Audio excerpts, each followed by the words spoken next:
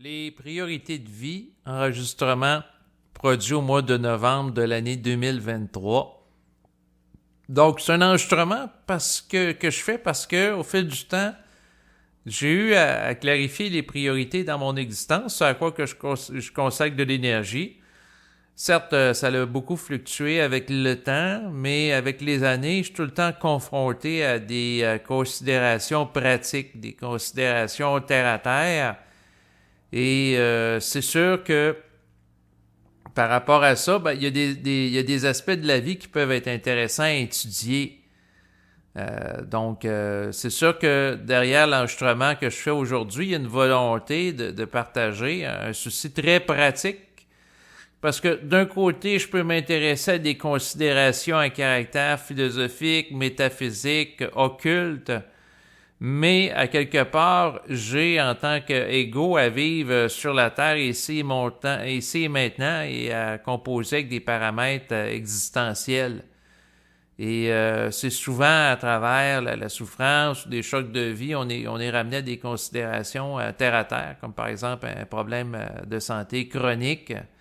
Dans le quotidien, c'est sûr que c'est un des éléments que ça aide beaucoup à être enraciné, à être moins flyé, désire moins de flyer dans les nuages, dans le sens que quelqu'un qui a un problème qui lui occasionne de la douleur sur le plan physique, bien à ce moment-là, ça se peut qu'il pense moins à réfléchir sur la possibilité ou non qu'il est fusionné à 20%, 30% ou 100%. Il va peut-être moins réfléchir à des questions sur les niveaux hiérarchiques des anges dans le cosmos et ce genre de choses-là. Dans le sens qu'il va vouloir régler son problème concrètement, c'est-à-dire plus avoir, par exemple, de douleur si c'est un problème physique qui en occasionne, et ainsi de suite. Donc, c'est souvent les considérations de la souffrance qui nous ramènent à du terre-à-terre, mais néanmoins, ça peut être intéressant de prendre en considération certains paramètres de vie. Je vais en aborder certains aujourd'hui parce que ça peut être des pistes d'investigation dans sa vie. Moi-même, par rapport à ces différents éléments que je vais aborder, je me suis déjà posé des questions dans le passé. Donc, c'est sûr que mon souci, présentement, c'est beaucoup lié à la qualité de vie. Donc, il y a des questions qui vont porter sur le sommeil. Donc, évaluer si le sommeil est réparateur ou non. Dans mon cas, en vieillissant, je me suis rendu compte, je suis rendu à 42 ans, que le sommeil est plus léger qu'avant. Je me suis renseigné, j'ai vu sur Internet à travers des vidéos qu'en vieillissant, c'est normal, le sommeil, la phase de sommeil profond est moins grande et souvent les gens dorment moins longtemps. Donc, c'est sûr que ça a un impact parce que par la suite, c'est de voir à quel point le sommeil est réparateur dans ma vie, puis s'il l'est moins qu'avant, qu'est-ce que je peux faire pour compenser. Ensuite, je me suis intéressé à l'alimentation, qu'est-ce qui est sain de manger pour me permettre d'avoir de l'énergie, un apport nutritionnel adéquat. Ensuite, je me suis questionné aussi dans mon rapport au couple, à ma compagne.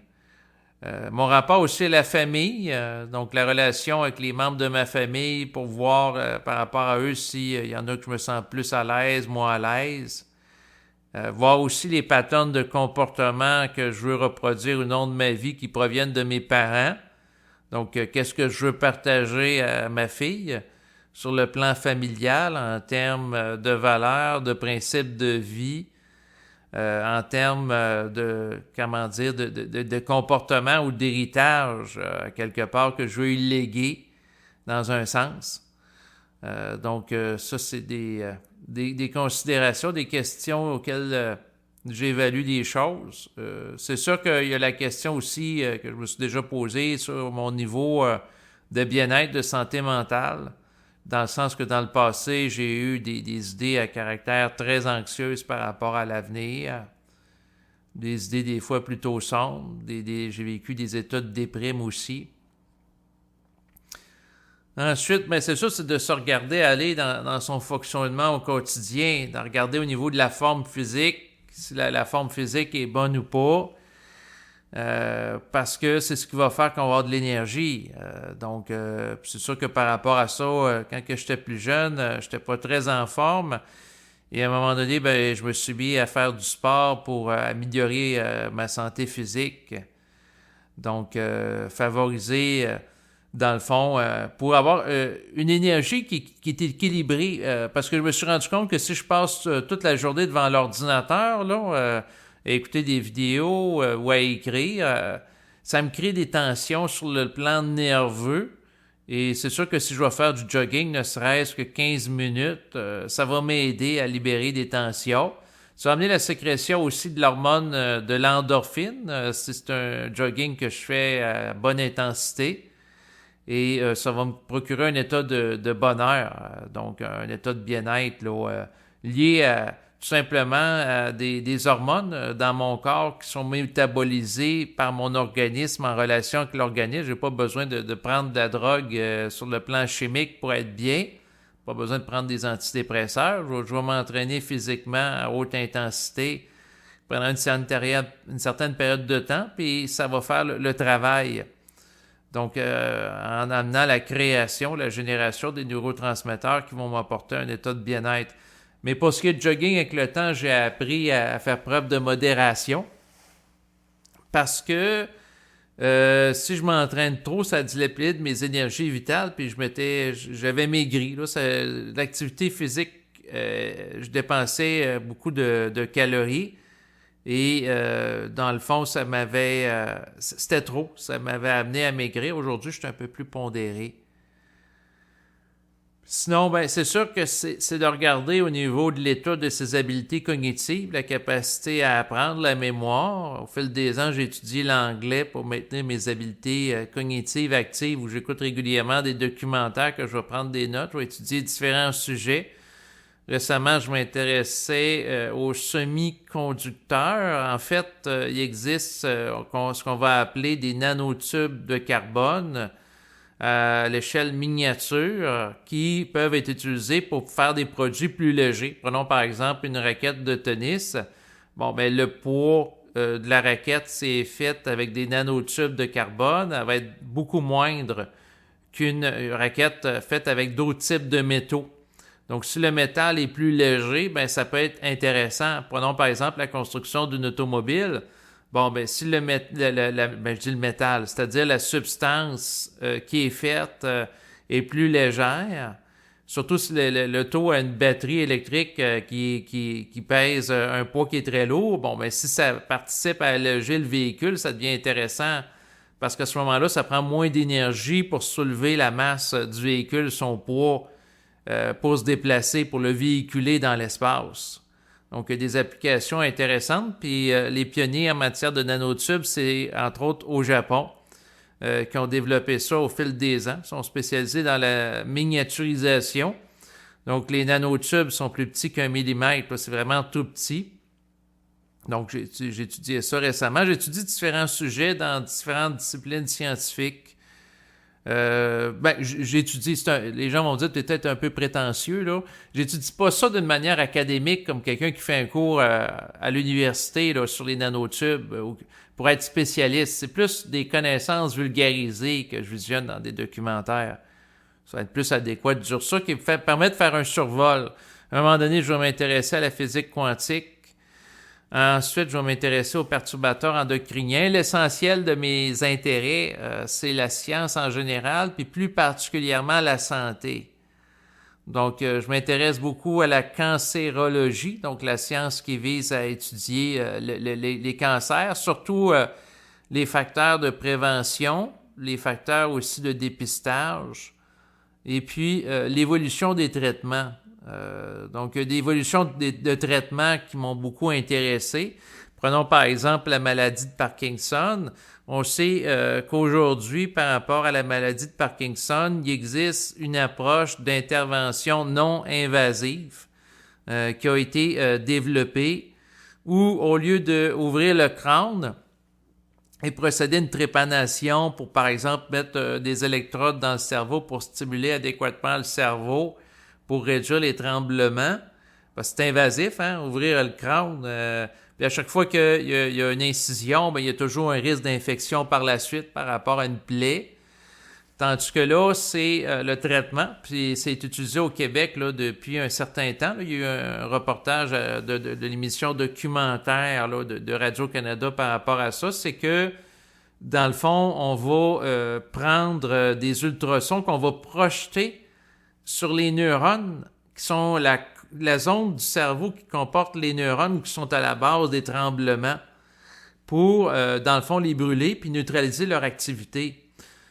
Donc, au lieu d'y couper les neurones ou des enlever, ben, parce que c'est ça qui occasionne le tremblement, ben, il va y avoir l'utilisation d'ultrasons qui vont être projetés spécifiquement par rapport à la zone du cerveau où le patient est immobilisé pour les brûler. Puis le patient, il est lucide pendant tout le temps là, que ça court, ça. C'est sûr qu'il faut que soit stabilisé un endroit. Là. Il était question du cas d'une personne, ça durait 6 heures de temps. Mais c'est intéressant à savoir. Pourquoi? Ben, parce que dans ma famille, j'ai eu un grand-père qui est atteint du Parkinson. Présentement, j'ai un oncle qui est atteint du Parkinson et également mon beau-père. Puis dépasser un certain stade, la médication pour diminuer les tremblements associé au Parkinson n'est plus efficace. Donc, quelqu'un qui, au fil du temps, augmente, au fil des années, la médication à mesure qu'il y a une progression dans la maladie dégénérative, ben, à un moment donné, une fois que la personne a atteint un plateau avec la médication, il n'y a plus de progrès, puis les tremblements augmentent, la solution, c'était une opération où elle se faisait ouvrir le crâne. Ben, pas au complet, là, je veux dire, il y a une petite partie du crâne où il y avait un trou qui était percé pour mettre des électrodes dans le cerveau, tandis que là, c'est non invasif. C'est intéressant, ce progrès-là de la science. Donc, je me renseigne par rapport à la science, je m'intéresse à la génétique. Ça, c'est pour le maintien de mes habiletés cognitives, mais aussi pour favoriser ma santé en général ou d'avoir une compréhension en lien avec le patrimoine génétique que j'ai par rapport à ma lignée familiale. Bon, il y a eu des cas de Parkinson, j'ai étudié ça. Il y a eu des cas de problèmes de... Ben, si je pense à mon père, il est mort d'un cancer de l'intestin, donc j'en ai fait l'étude, c'est quoi le cancer de l'intestin, c'est quoi les facteurs qui peuvent, entre autres, le favoriser, et ainsi de suite. Sinon, un des volets importants de la vie, ben c'est sûr, c'est la dimension des loisirs, être capable d'avoir des activités agréables qui nous permettent de nous amuser. Donc, sinon, j'ai étudié aussi le milieu de vie, c'est-à-dire l'appartement dans lequel je me trouve, par rapport à son aménagement intérieur, extérieur, la quantité de lumière aussi par rapport aux fenêtres, la façon que sont disposés les stores, l'aménagement. Moi, c'est sûr que j'aime beaucoup les spirales, des spirales décoratives, là. C'est en métal, c'est fait d'une manière spiralée, puis il y a un cristal aussi. Il y a des gens qui vont m'écouter et vont dire « Ah, t'aimes les affaires nouvelle-âgeuses. » Ben, l'objet, je le trouve beau sur le plan esthétique. De regarder ça, ça me détend. Donc, je vois avec mes goûts, là. Donc, puis aussi par rapport au choix des certaines peintures que j'ai mis au mur, il y en a, c'est des chandelles avec de la lumière, mais ça me détend de regarder ça. Donc, on a chacun nos goûts. Mais l'idée, c'est de trouver une façon de mettre sa touche personnelle dans le lieu qu'on vit pour, à chaque fois qu'on y arrive à cet endroit, qu'on se sente bien. Donc, d'avoir le goût de retourner chez soi, puis que ça soit agréable, c'est pas nécessairement évident, là, parce qu'il peut y avoir des circonstances de vie qui vont faire interférence avec ça. Sinon, ben, je m'observe pour pas être pris avec des dépendances. Dans le sens que, une fois de temps en temps, je vais prendre un verre de vin, mais j'en prends pas 36 non plus. Je prends pas de cannabis, bien que ça soit légalisé depuis un certain nombre d'années. Je prends pas de drogue. Je suis plutôt de tempérament à éviter la médication ou l'utiliser seulement en dernier recours, parce que je serais conscient que certains types de médications qui vont avoir pour effet une accoutumance. Donc, il faut augmenter le dosage pour retrouver le même effet. Et aussi des effets secondaires dans certains cas. Donc, il y a certains types de médicaments qui vont amener des gens à engraisser. À un moment donné, j'avais rencontré quelqu'un qui avait eu un diagnostic de schizophrénie paranoïde. Le médecin qui le consultait, en fait, l'a mis sur les antipsychotiques. Sauf qu'avec les mois et les années, ce gars-là qui était mince, il était très mince, il est devenu obèse, là, puis un gros ventre, là, un peu comme une femme enceinte, là. Il était pas agréable à regarder, là. Il y a eu des effets secondaires, mais c'est sûr que probablement que le psychiatre n'était pas au courant de l'instruction supramentale de Bernard de Montréal, puis même s'il l'était, il n'aurait peut-être pas été bienvenu par rapport à ses collègues d'aborder le phénomène que la pensée vient d'ailleurs et d'outiller la personne à faire une gestion active de la pensée qui peut être envahissante, amener à se sentir mal, etc. Puis aussi, c'est pas tous les gens qui sont tout dépendants de dosage aussi là, d'antipsychotiques. C'est pas tous les gens nécessairement qui vont devenir méga obèses là, comme la personne que je pense. Là. Mais le point que je voulais faire en lien avec ça, c'est sûr que le psychiatre, sans doute de bonne foi, la personne souffre dans son rapport à la pensée. Ben, il a fait un traitement conventionnel de donner des antipsychotiques, sauf qu'avec le temps, ben, le gars, il avait pas mal engraissé. Je pense qu'il était pas tellement à l'aise avec son corps. Puis aussi, il lisait des trucs comme David Icke à répétition, avec des attaques psychiques. Il abordait toutes les questions occultes d'attaques psychiques, de reptiliens, de manipulation, de complot. Il y avait une pensée aussi conspirationniste qui avait souvent tendance à interpréter beaucoup les choses de manière pessimiste. Bon, ben, à un moment donné, il s'est suicidé. C'est sûr que ça a eu ça comme impact, là. Donc, ça, j'en ai fait l'étude aussi. Je me suis intéressé à étudier dans les gens de mon environnement, parce que ça, à 42 ans, c'est pas comme à 20 ans. Là, je commence à avoir un peu plus de vécu. J'ai rencontré plusieurs personnes qui se sont tuées. Et ça m'a amené à faire certaines études. Pourquoi que telle personne s'est tuée? Est-ce que le gars qui... Premièrement, l'image corporelle, le gars qui était mince, qui devient méga obèse, peut-être que ça nuit à son estime de soi. Peut-être qu'il était moins à l'aise à se présenter en public. L'autre élément, ben, on n'était pas encore au stage au niveau du collectif. On ne l'est pas encore aujourd'hui, là, soit dit en passant, là, à avoir une psychologie renouvelée qui va tenir compte de la multidimensionnalité de l'humain.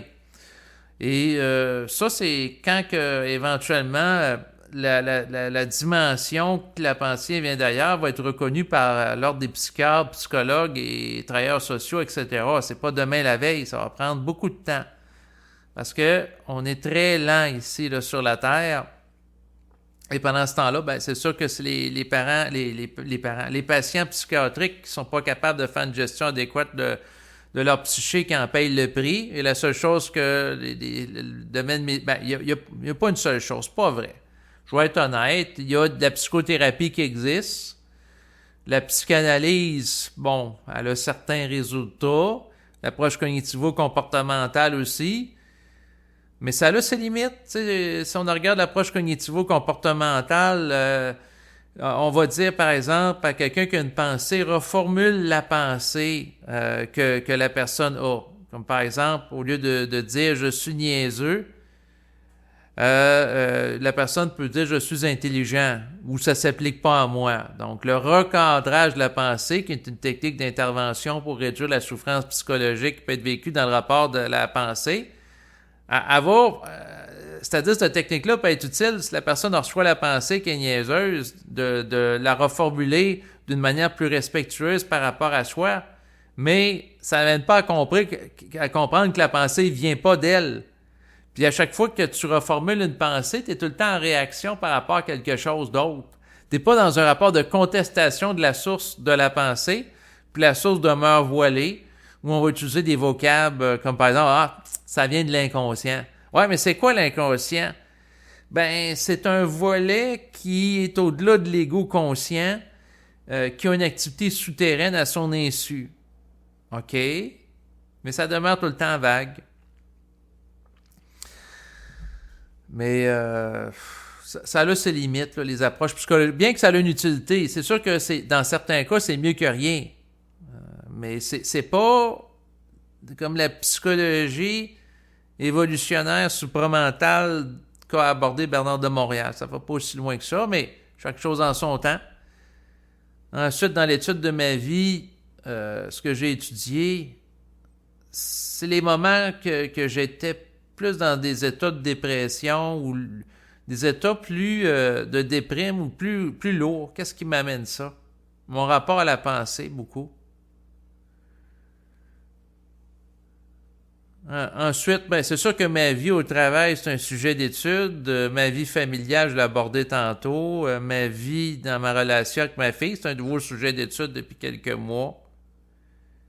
Donc, on peut tout étudier. On peut étudier à différents niveaux. On peut étudier intellectuellement les choses, chose que j'ai faite abondamment, mais on peut étudier les choses aussi vibratoirement. Ça, c'est à un autre niveau. On peut se poser des questions à soi-même. Donc, on peut poser la question à son moi-même ou à son esprit, devrais-je dire, à son soi profond. Bon, présentement, est-ce que j'ai quelque chose à ajuster dans ma vie? On regarde si ça répond. Là, si ça me dit oui, ça peut me répondre toutes sortes de choses. Ça peut me dire, ah, là, il faudrait que tu fasses un peu plus de sport. Ou il va falloir que tu changes ta nourriture. Il va falloir que tu fasses ci, tu fasses ça. Puis là, c'est sûr que par rapport à ce qui ressort comme recommandation, c'est d'évaluer si c'est ajusté. Ou on peut se référer à des gens de l'environnement. Il y a un adage qui disait que 2 têtes valent mieux qu'une. Donc, mais disons que quelqu'un qui est conscient, il en vaut plus que... Il en vaut davantage que plusieurs personnes pour apporter un éclairage pertinent par rapport à sa vie, là. Mais on peut, d'une perspective extérieure, des fois je pose la question à ma compagne, est-ce que tu trouves que ma vie est ajustée, oui ou non? Sinon, pourquoi? Ou je pose la question, telle chose que je dis, est-ce que tu trouves que ça tient la route? Donc, j'utilise des fois comme baromètre, pour une perspective extérieure sur ma personne, pour avoir un recul. Donc, il y a des gens aussi qui vont faire affaire, c'est ça, avec des professionnels comme des psychologues, des psychiatres, travailleurs sociaux, intervenants, consultants, psychothérapeutes, et ainsi de suite, pour avoir une perspective. Donc, différentes personnes peuvent avoir une perspective extérieure. Il y a des gens qui œuvrent à différents niveaux. Il y en a, c'est purement intellectuel. Il y en a, c'est la gestion des émotions. Dans les dernières années, être capable de gérer la tristesse, la colère, ça, il y a des gens qui se sont spécialisés là-dedans. Donc, il y a toutes sortes de choses qui se développent présentement. C'est intéressant d'en faire l'étude. Moi, c'est sûr que ce qui m'intéresse en tant qu'individu, c'est d'avoir un équilibre de vie. Et c'est sûr que ce que je dois admettre avec le recul aujourd'hui, présentement,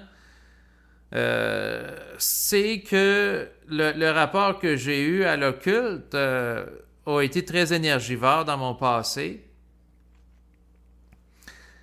Je me suis préoccupé beaucoup de questions métaphysiques, sauf que tôt ou tard, le concret revient au galop. Dans le sens que, un petit peu comme, par exemple, quelqu'un qui se préoccupe pas de sa santé, puis à un moment donné, il faut que je sois opéré d'urgence.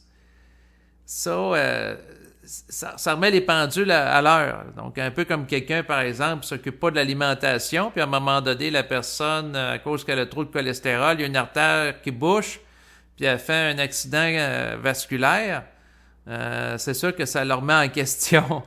Donc, des fois, c'est à travers les chocs de vie qu'on s'ajuste. C'est sûr que dans un monde idéal, il faudrait prendre tous les paramètres de sa vie puis regarder si on est en équilibre ou pas pour pas être déstabilisé par un événement choc. Mais c'est pas évident. Puis il y a des choses qui sont pas nécessairement notre ressort, dans le sens qu'on est confronté à des variables qui, dans le fond, on n'a pas nécessairement un pouvoir d'agir concret dessus.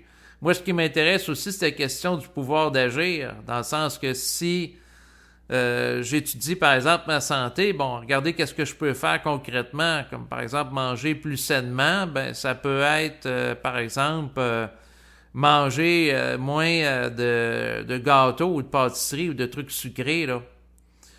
Donc, manger des sucres naturels, comme par exemple des dattes. Au fil du temps, j'ai modifié mes habitudes alimentaires dans le sens que des gâteaux emballés dans des petits emballages de plastique de millefeuille ou autre, j'en mange plus. Aujourd'hui, je vais manger des fois des dattes, des noix. J'aime manger par contre la tarte au sirop d'érable. Je trouve ça délicieux. Mais le sirop d'érable, c'est un sucre à la base qui est naturel, à la différence d'une tarte au sucre. Mais tu sais, j'ai encore des petits écarts alimentaires, mais j'observe tout ça, puis voir si ça crée un déséquilibre, dans le sens que si à un moment donné, j'augmente en poids ou je diminue, ben je regarde un peu qu'est-ce qui se passe. Je regarde mon rapport aussi, beaucoup, c'est sûr, en cette période d'inflation, à l'aspect financier, dans le sens que on est dans une situation physique sur Terre et on est confronté à des nécessités, dans le sens que la personne qui travaille ou elle ne travaille pas est obligée d'avoir un minimum financier pour être capable de payer son loyer, sa nourriture. Certes, il y a des gens qui pratiquent le jeûne intermittent, mais ça a présentement ses limites, dans le sens que c'est pas tout le monde qui est capable de se nourrir de Prada et de vivre totalement de ça. Or, si le coût de l'alimentation augmente depuis plusieurs mois, ben, c'est de voir est-ce qu'il y a lieu de diminuer les dépenses dans certains secteurs pour pallier à cette augmentation ou réduire l'alimentation. Des questions d'ordre pratique qui m'amènent dans des évaluations, des considérations. C'est sûr que les plus grandes contrariétés que je peux avoir vécues dans ma vie, c'est souvent en relation avec des contrariétés pratiques, comme par exemple un problème de santé. Moi, ce que je vous parle, j'ai un problème au niveau de peau chronique. On a déjà parlé dans d'autres enregistrements. C'est sûr que ça m'amène à dépenser de l'énergie dans l'optique de vouloir régler le problème, ou sinon, ben, des fois je lâche prise aussi, puis je suspends la réflexion par rapport à ça, parce que la réflexion c'est énergivore, puis la réflexion ça me lie au plan astral. Puis émettre vibratoirement, c'est limite aussi, parce que l'esprit ne va pas nécessairement chercher à régler tous nos problèmes. Et ça, c'est l'une de mes contrariétés de ma vie. Dans un sens, l'esprit que j'ai un problème, comme dans mon cas, de peau au niveau du pénis, lui, il n'en souffre pas parce que ça ne l'empêche pas de fonctionner sur le plan occulte. L'esprit est une masse d'énergie indépendante du corps qui œuvre à partir du plan éthérique. Bon, ben, le plan éthérique... quand même que la personne avec laquelle elle est en liaison sur Terre a des problèmes de peau, etc., ça ne pose pas concrètement problème, dans le sens que lui, ça n'enlève rien à sa lucidité. Comme nous autres, par exemple, on peut vivre un mal de tête à un moment donné. Quelqu'un qui est fatigué, il a mal à la tête, ça nuit à la concentration. Ou quelqu'un qui a un traumatisme crânien, ça nuit à sa capacité de concentration. Sauf que le plan éthérique, qui va générer la pensée qu'on peut capter, entre autres, en plus du plan astral, les êtres qui y résident ne sont pas affectés, impactés par les contingences liées au plan matériel, au plan physique, au plan biologique. Dans le sens que si sur le plan physique, la personne a fait une faillite financière, ça n'enlève rien à la centricité de l'être éthérique qui s'y rattache. Par contre, l'ego peut souffrir en maudit. Quelqu'un qui fait une faillite, ça peut représenter le deuil, par exemple, d'une maison qui va perdre, d'une auto qui peut être saisie par les créanciers. Donc, il peut vivre beaucoup de souffrance à ce niveau-là. Mais l'esprit, zéro puis une barre. Mais l'ego, s'il utilise la charge de sa souffrance et va véhiculer l'énergie dans un rapport de contestation à l'esprit, il peut créer un choc énergétique à l'esprit à la mesure de sa souffrance. Et c'est là qu'il peut amener l'esprit à lui parler intelligemment dans son rapport à sa souffrance pour l'éclairer sur ce qu'il vit.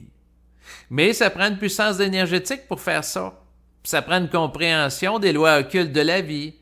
Puis pour que la personne soit capable d'avoir un dévoilement des lois occultes de la vie, il faut qu'elle souffre. Pourquoi? Pour avoir la charge énergétique pour amener une contestation de ces dites lois occultes et les voir avec plus de clarté. Parce que sans contestation, pas capacité de vision qui peut être donnée à l'individu. La vision lucide, la vision éthérique, la vision en pleine conscience totale, pas juste le concept spirituel, là, mais la vision de l'essence énergétique derrière les formes ne peut être qu'accessible qu'à l'ego qui est dans un état de colère mentale. Un ego qui est trop mou, qui souffre pas tellement, il va y avoir des flottements. Dans ma vie, il y a des flottements par rapport à certaines choses parce qu'il y a certains aspects de ma vie que je souffre pas assez pour pouvoir voir clair. Mais est-ce que je vise la souffrance? Je suis pas un masochiste. Je n'appartiens pas à un ordre de religieux en relation avec le catholicisme qui cherche à souffrir à l'image de Jésus-Christ. Je ne vais pas m'auto-flageller ou comme faire dans le film le Code de Vinci, là, comme le moine là, qui s'auto-flagellait avec le fouet, là, ou des ceintures avec des piquants, là, des espèces de ceintures de chasteté. Non, ça m'intéresse pas. C'est pas par attitude psychologique. C'est par compréhension de lois vibratoires agissantes que, à quelque part, en réalisant aussi que l'esprit existe, que, à quelque part, l'intelligence pratique veut qu'on se serve de l'esprit. Parce qu'après tout, on est manipulé par l'esprit ou des êtres d'autres réalités. Et à un stade, il devient de l'ordre de l'auto-défense psychique d'être capable de manipuler ses manipulateurs pour horizontaliser le rapport avec eux. Et c'est sûr qu'en tant qu'ego, toute mon énergie présentement va... c'est une façon de parler. Vous voyez, la parole se réajuste quand on la parle à voix haute, mais une bonne partie, c'est de trouver un équilibre de vie. Et ma contrariété, c'est qu'on peut chercher ou atteindre des points d'équilibre, mais le contexte changeant des événements les modifie. Je vous donne un exemple très concret. On peut trouver un équilibre de vie parce que, à quelque part, bon, quelqu'un... Comme moi, j'ai de la difficulté à dormir, je vais me mettre un masque d'avion dans la face. Comme les gens, quand ils prennent l'avion, là, ils mettent une espèce de masque pour couper l'accès à la lumière. Parce que quand il fait clair tôt le matin, là, surtout en été, ça me réveille. Donc, je me réveille en même temps que le jour. Donc, s'il commence à faire clair à 5h30, ben, je me réveille à 5h30 en étant exposé à la lumière. Je ferme les rideaux, les stores, mais la lumière pénètre pareil un peu, puis je l'aperçois. Donc, j'ai trouvé ça comme solution, sauf que je voulais avoir un enfant. J'ai un enfant, l'enfant se réveille tôt. Fait que même si j'ai ça d'en face, ben, le contexte de vie fait en sorte que je vais me réveiller tôt pareil. Se réveiller tôt, c'est pas mauvais en soi. Il faut en faire la gestion, mais il y a des conditions qu'on va ajuster en créant un environnement, par exemple, propice au sommeil, mais s'il y a un enfant qui se réveille tôt, ça va changer. Donc, mais c'est correct. Tu sais, ma fille m'apporte beaucoup. Elle me fait faire des prises de conscience. J'observe son développement au fil des jours. Donc, elle commence à ramper et ensuite, elle va applaudir des mains. Donc, quand elle est contente, elle se met à applaudir. Des fois, on se met à applaudir. Il y a les cellules miroirs qui sont sans doute activées dans son cerveau qui l'amènent à faire du mimétisme comportemental. Des fois, je me mets à parler de sujets ennuyeux, puis je vais sourire, puis elle va se mettre à rire. Parce que je vais sourire. Ensuite, on peut se mettre proche d'elle, que ce soit ma compagne ou moi, on va se mettre à applaudir, elle va se mettre à applaudir. Donc, un mimétisme. Le mimétisme comportemental est à plusieurs niveaux. Parce que l'enfant va être influencé par nos états d'être, d'où l'importance d'avoir des états d'être qui sont sains, qui sont propices au développement, au déploiement de l'énergie créative sans borne. Parce que, dans le fond, dans ma vie, j'ai été confronté, quand que j'étais jeune, à des adultes de mon environnement qui étaient anxieux. Par la suite, ça m'a amené à avoir un tempérament plutôt anxieux. Par la suite, ça a eu une influence, ça a une certaine influence encore aujourd'hui, mais moi, je dois œuvrer pour neutraliser cette influence-là. Qui est nuisible. À un certain niveau, de faire preuve de précaution, ça a une utilité. Mais ça a ses limites. Dans le sens que si on surestime de l'énergie pour prévoir toutes les tuiles qui peuvent nous tomber sur la tête ou tous les déséquilibres dans notre vie, à ce moment-là, on ne vit plus notre vie, mais on est en mode survie. On est en mode d'éviter le pire. On n'est pas en mode de jouer et de célébrer la vie, mais si à quelque part on n'est pas vigilant puis on le fait pas, ben c'est là qu'on peut en souffrir ou se faire avoir. La vie, si la personne n'est pas vigilante, ben il peut arriver toutes sortes de choses. Quelqu'un qui n'est pas vigilant puis il roule en auto sur de la glace, bon ben l'auto peut déraper.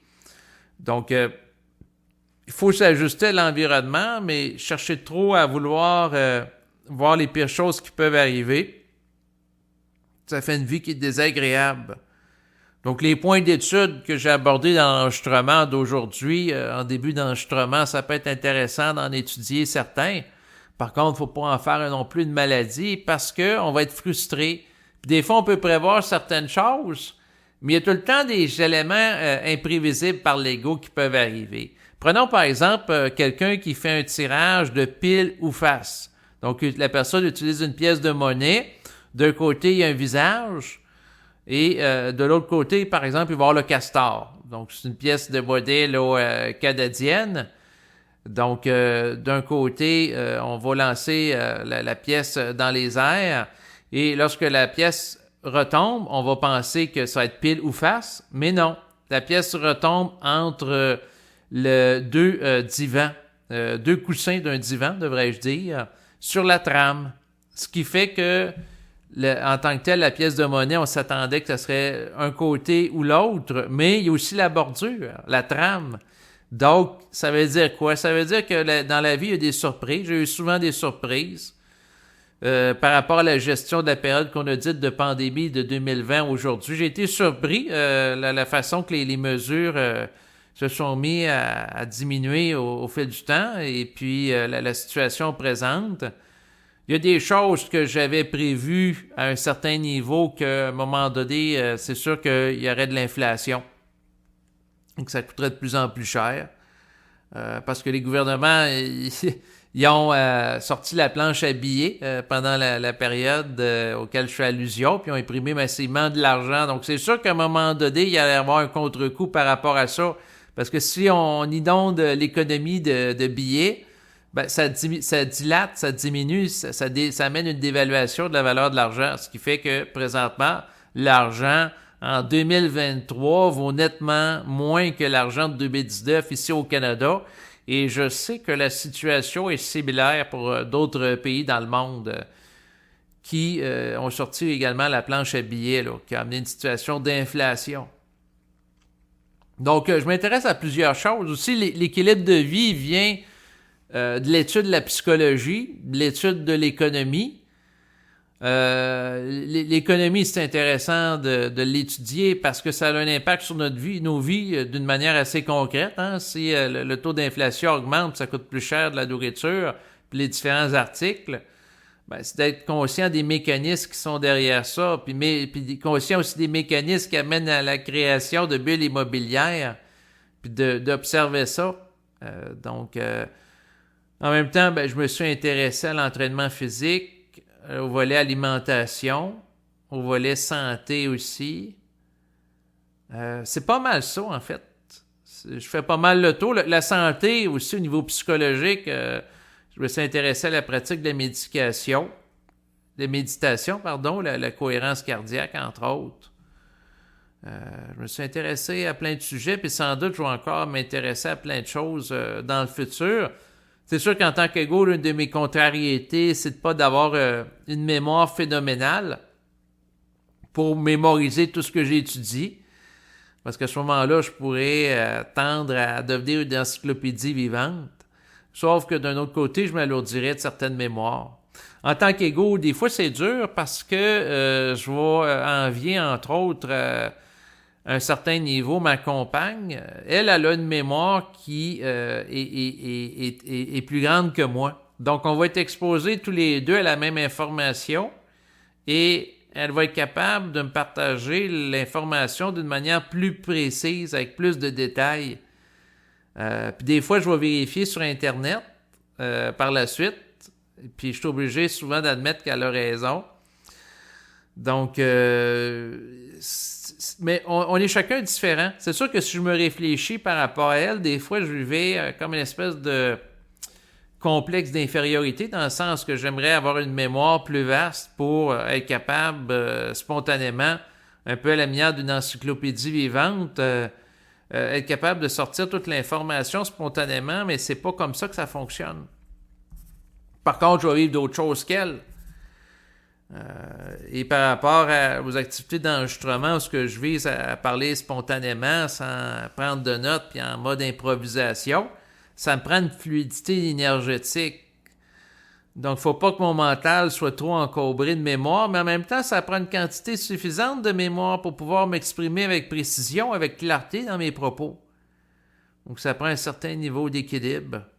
Puis en même temps, ben, je réalise que je suis manipulé. Des fois, je vis des rapports de contestation avec l'esprit dans le sens que si on me coupe d'une mémoire qu'il fallait que je prenne en note une information, je ne l'ai pas fait. Puis par la suite, un collègue de travail me le reproche en disant, ben écoute, tu étais supposé prendre en note à l'information, tu ne l'as pas fait. Ben là, je vais être dans un rapport de contestation à l'esprit. Parce que moi, ce que je demande à l'esprit, c'est qu'il me permette de fonctionner au niveau de travail adéquatement, dans le fond, en lien avec ma mémoire, parce que je prends pour acquis que la pensée vient d'ailleurs. Donc, si on me coupe de l'information mémorielle qui s'organise pour que je sois capable de vivre décemment, surtout que mes activités d'enregistrement que je fais depuis plusieurs années ne m'ont jamais permis d'avoir un revenu pour en vivre décemment, fait que je vis une certaine forme de désenchantement par rapport à toute la question de l'activité de diffusion. Dans le sens que je fais des enregistrements parce que ça m'apporte une satisfaction personnelle de communiquer. C'est une forme de plaisir de vie. Puis pendant que je communique, que je réfléchis pas. Donc, si je suis en mode émission, je trouve ça plus intéressant qu'être en mode tout simplement réception à journée longue par rapport à des documentaires ou des émissions que je vais écouter. Donc, ça a une fonction dans ma vie, d'être capable d'émettre des choses au micro en prenant la parole. Ça participe à mon développement, à faire des prises de conscience, des ajustements, sauf que présentement, il n'y a pas de masse critique de gens intéressés à ça. La preuve, j'ai pas des millions de vues, là. Si j'ai 1000 vues en 2023 par rapport à une vidéo, c'est que je suis vraiment très chanceux. Puis habituellement, quand c'est le cas, c'est avec des invités. Donc, c'est sûr que je suis conscient que les gens vont préférer les enregistrements que je fais avec des invités, que ce soit Mono et Berthold, ou même les deux réunis, ce qui va souvent occasionner un peu plus de visionnement. Pourquoi? Ben, parce que, présentement, ce qui va animer de ce que je perçois le public plus, c'est l'aspect communication perçu de gens qui échangent. Quand j'écoute des gens qui discutent sur Internet, des fois, j'ai l'impression d'être avec un groupe d'amis qui discutent. Tandis que les enregistrements que je fais souvent en solo, c'est plus sur le mode de la confidence. C'est une autre dimension. Il y a une interactivité moins grande aussi. Souvent, l'interactivité entre deux personnes qui parlent va être plus stimulante. Certes, en mode solo, je peux interagir avec mon esprit dans le sens que j'aime bien dire que si je prépare une entrevue avec des gens, puis les gens ils peuvent pas être là, il y a une absence de dernière minute, j'ai toujours mon invité par défaut, c'est-à-dire mon esprit. Puis là, je peux poser des questions à l'esprit sur différents sujets. Puis l'esprit va m'aiguillonner, où il y a des idées qui... C'est un petit peu... je donne un exemple. Je fais le ménage, puis à un moment donné, il me vient à la pensée qu'un des enjeux du début du 20e siècle, ça va être la question de la manipulation à travers la forme qui va être renforcée. Dans le sens que présentement, l'utilisation de l'intelligence artificielle va faire en sorte qu'on peut entendre un chanteur qui est décédé, prenons par exemple John Lennon, qui va chanter une chanson que jamais chantée de son vivant, mais la voix est tellement bien reproduite par la machine qu'on peut croire que c'est John Lennon qui chante. À un moment donné, j'écoutais ça avec ma mère, qui apprécie beaucoup le groupe de musique des Beatles, dont John Lennon a été l'un des membres les plus populaires. Et puis, je faisais jouer dans la voiture de la musique où il y avait des vrais Beatles qui chantaient, mais des voix refaites avec l'intelligence artificielle de personnes qui chantent, mais qui sonnent pareil que certains Beatles, comme Paul McCartney ou John Lennon. Et c'est à s'y méprendre entre c'est qui est le vrai chanteur ou pas. Et ça va faire partie des enjeux du 21e siècle. Donc, par exemple, si on voit une vidéo avec un politicien comme Barack Obama ou Donald Trump qui tient des propos controversés, ben, ça va être de voir est-ce que c'est vraiment le vrai Barack Obama ou Donald Trump qui a tenu ces propos-là. Il y aura une question d'authentification. Et la forme va devenir de plus en plus mystifiante au fil du temps. On est au premier balbutiement de l'intelligence artificielle, mais imaginez cette technologie-là qui se développe pendant 100 ans, pendant 1000 ans, 2000 ans, ça va devenir de plus en plus poussé. Donc, c'est sûr que je ne serais pas surpris qu'un jour, un peu comme John Lennon, Frank Sinatra, Elvis, au moment où on se parle, bon, il y a des chanteurs qui ont passé à l'histoire, que leur voix a été reproduite par intelligence artificielle. Puis je voyais quelqu'un sur YouTube récemment, la personne disait, ben, je vais chanter une chanson, puis je veux que ça sonne tel type de voix, je sélectionne le type de voix, puis ça va chanter de cette façon-là. Mais ça va être la même chose au niveau politique ou dans d'autres secteurs. Quelqu'un qui va avoir la même voix que Barack Obama, il va appuyer sur un bouton, puis il va avoir une conversion automatique. Le gars, sa voix était automatiquement convertie. C'est un homme en voix de femme qu'on pouvait entendre à travers les haut-parleurs qui sortaient de l'ordinateur. Donc, une conversion automatique et instantanée de la voix par l'appareil pour avoir le ton de voix qu'on veut avoir. Et ça sera peut-être la même chose par rapport à certains initiés qui sont venus sur la Terre. Prenons par exemple le cas de Bernard de Montréal, en ayant plusieurs centaines d'enregistrements qui sont produits. C'est une intelligence artificielle qui fait du deep learning, qui étudie la tonalité de Bernard de Montréal. Ben, il pourrait être très possible que quelqu'un parle puis dit « OK, je vais entendre la voix de Bernard de Montréal dire ces mots-là ». Puis la machine qui aura étudié plusieurs centaines d'heures d'enregistrement de Bernard de Montréal, étudier la façon, l'intonation de la voix, la façon qu'articule les mots en québécois, ainsi de suite, pourrait reproduire ça. Et ensuite, ça pourrait amener d'autres enregistrements à sortir sur le web. Donc, quelqu'un pourrait être un farceur puis dire, il y a des nouvelles mini-rencontres. Là, c'est la période de 2020 à 2003. Ou ce qui est encore en vie. Et là, la personne, ce qu'elle aurait fait, c'est qu'elle aurait pris les 150 enregistrements de la psychologie évolutionnaire de Bernard de Montréal, puis elle aurait dit à l'ordinateur, t'échantillonnes toute la voix là, de Bernard de Montréal pour me faire une voix qui se rapporte à cette période-là. Puis là, par la suite, on apprend qu'il y a des nouveaux enregistrements qui sont révélés, puis ça sonne pareil. Et la particularité puis la spécificité aussi que je vois avec le temps par rapport à l'intelligence artificielle pour faire de la reproduction de voix, c'est qu'on peut le faire par rapport à une période de vie d'un chanteur. Comme par exemple le chanteur du groupe américain de Smashing Pumpkins. Il a sa voix échantillonnée des années 1990 qui existe, du début des années 1990, qui n'est pas pareil que la voix qu'il y a aujourd'hui en 2020. Donc, il y a des subtilités aussi. Tu sais, ça peut être la voix d'un chanteur de la période 1990 à 2000. Ensuite, un autre type de voix 2000 à 2010, 2010 à 2020. Mais là, la chanson, par exemple, Empire, qu'il a faite récemment, a été reprise par sa voix de 1990 que j'ai pu écouter sur Internet.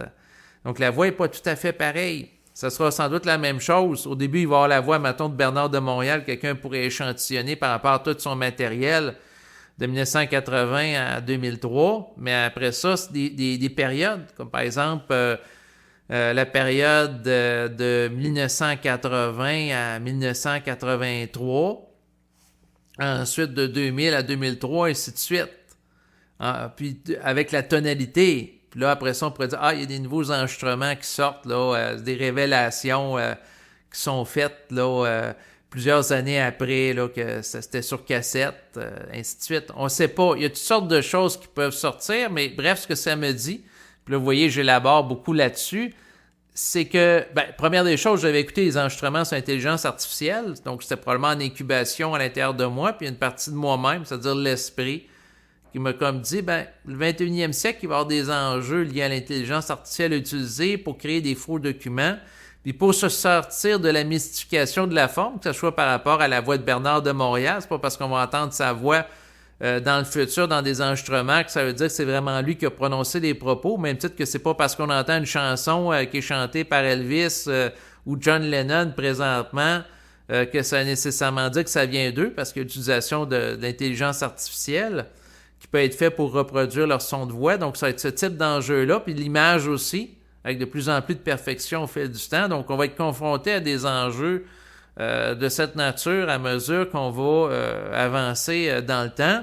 Puis ce que ça me dit, c'est que l'esprit, ultimement, va permettre à l'être humain d'exercer son discernement sur une base vibratoire. Parce qu'à mesure que la personne va être confrontée à des formes qui sont précises, Puis à mesure qu'on va avoir de la difficulté à faire la distinction entre est-ce que c'est un vrai être humain qu'on entend chanter la chanson ou c'est une machine avec une application liée à une intelligence artificielle. Même chose par rapport aux robots. D'ailleurs, présentement, le Japon travaille activement depuis plusieurs années à concevoir des robots de type humanoïde qui sont à m'y-méprendre à des êtres humains. Puis à un moment donné, je pense que le fantasme ultime d'un concepteur d'intelligence artificielle ou quelqu'un dans le domaine de la robotique, c'est que l'être humain pense être en contact avec un autre être humain alors que c'est une machine. Puis ce concept-là est souvent abordé dans les films de science-fiction. Puis j'ai l'impression qu'on va tendre de plus en plus se rapprocher de ça. Qu'est-ce qui va permettre de distinguer entre un être humain et une machine? Ben, ça va être le discernement vibratoire. Donc, une capacité de perception de la vibration derrière l'individu pour voir si c'est réel ou pas. Donc, ça va être subtil. Et c'est là que l'intelligence réelle va entrer en ligne de compte. Parce que c'est ce qui va nous permettre d'une sortie de la mystification par rapport à l'intelligence artificielle. Avec des formes de plus en plus complexes, de plus en plus difficilement distinguables. D'ailleurs, on est rendu à un point où l'image a de plus en plus une résolution détaillée, que ça échappe à notre œil, dans le sens que vous avez une image avec des pixels qui sont de plus en plus en grande quantité, et c'est sûr qu'à un moment donné, notre œil est capable de percevoir une partie du spectre des couleurs, mais s'il y en a plus, on ne les perçoit pas. Ce qui veut dire quoi? Ça veut dire que la forme est plus vaste que notre capacité perceptuelle à travers nos sens qui sont limités. Puis pour pallier à tout ça, ça va être toujours l'intelligence vibratoire qui représente en termes de développement l'avenir de l'humanité. Mais ça va être avec le temps, puis c'est par rapport à l'avenir. Mais pour le moment présent, l'individu, ce qu'il a à faire dans sa vie de tous les jours, ça c'est ma compréhension auquel je suis souvent confronté, c'est de s'occuper d'être en santé, s'alimenter adéquatement, être en équilibre. Des enjeux de base, là, être capable d'avoir accès à des vêtements, du relationnel qui est plus favorable à son évolution que nuisible, et dans le fond, être capable de fonctionner financièrement aussi dans une civilisation capitaliste présentement. Bon, c'est sur ces considérations que je vous laisse et je vous remercie de votre écoute et je vous dis à bientôt. Au revoir.